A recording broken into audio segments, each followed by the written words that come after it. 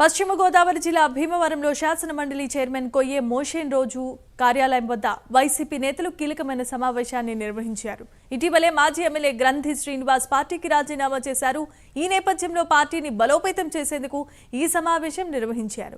ఈ సమావేశంలో నూతన పట్టణ అధ్యక్షుడిగా ఎన్నికైన గాదిరాజు రామారాజు పాల్గొన్నారు. తనకు ఈ పదవి ముళ్ల కిరీటం అంటూ ఆసక్తికరమైన కామెంట్స్ చేశారు. ఇక్కడ పెద్దలు, నాయకులు, కార్యకర్తలు అందరి సహకారంతో ఈ రోజున నన్ను పట్టణ అధ్యక్షులుగా ఎన్నుకున్నందుకు అందరికీ శిరస్సు వంచి నా పాదాలు వందనాలండి. పార్టీకి సేవ చేయడంలో ముందున్నాం కానీ పదవుల్లో ఎప్పటికీ వెనకాలే ఉన్నాం.